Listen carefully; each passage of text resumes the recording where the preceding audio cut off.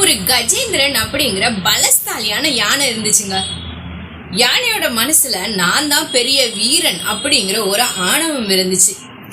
ஒரு நாள் என்ன ஆகுது, இந்த ஆணவத்தோடயே தான் இந்த கஜேந்திரன் அப்படின்னு சொல்ற யானை வலம் வந்துட்டு இருந்தது. ஒரு நாள் குடும்பத்தோட குளத்துக்கு குளிக்க போறாங்க. யாரு? கஜேந்திரன் அண்ட் அவங்க ஃபேமிலியும் சேர்ந்து குளத்துக்கு குளிக்க போறாங்க. குளிக்க போன இடத்துல என்ன ஆகுது, முதல்ல காலை கவ்விடுச்சு. கஜேந்திரனோட காலை கடிச்சு வச்சுட்டு விடவும் இல்லை. கஜேந்திரனும் போராடி பாக்குற.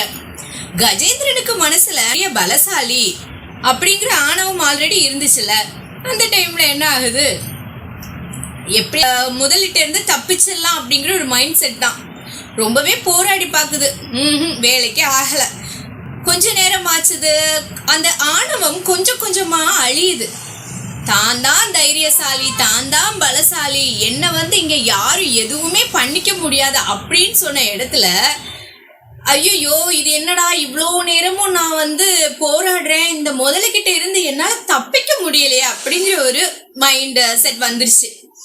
முதலையோட பிடியில இருந்து இந்த கஜேந்திரனால தப்பிக்கவே முடியல.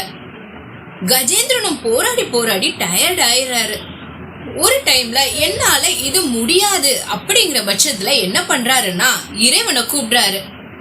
இறைவா, விஷ்ணு பகவானே, என்னால காப்பாத்திக்க முடியல, என்ன காப்பாத்துங்க அப்படின்னு தன்னோட ஆணவத்தை மறந்து தன்னோட ஆணவத்தை அழிச்சிட்டு அந்த இடத்துல கடவுளை உண்மையான மனசோட பிரார்த்தனை பண்றாரு.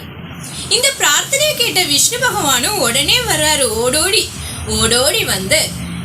கஜேந்திரனையும் காப்பாத்துறாரு. ஸ்டோரி ரொம்ப ஏதோ ஒரு குழந்தைக்கு சொல்றது மாதிரி தான் இருக்கும். ஆனா இந்த ஸ்டோரியில அவ்வளோ பெரிய மீனிங் இருக்கு.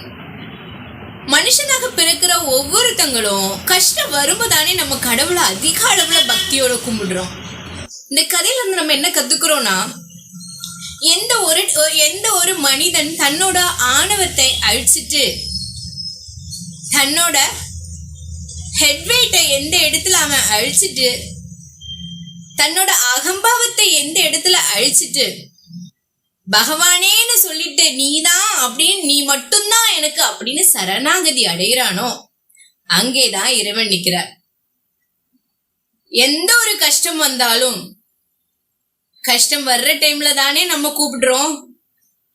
கஷ்டம் அப்ப நமக்கு ஒரு பாடம் தானே. எந்த கஷ்டமும் நமக்கு ஒரு பாடம் மட்டுமே. இந்த வீடியோ கண்டிப்பா உங்களுக்கு எல்லாருக்கும் யூஸ்ஃபுல்லா இருக்கும். தேங்க்யூ.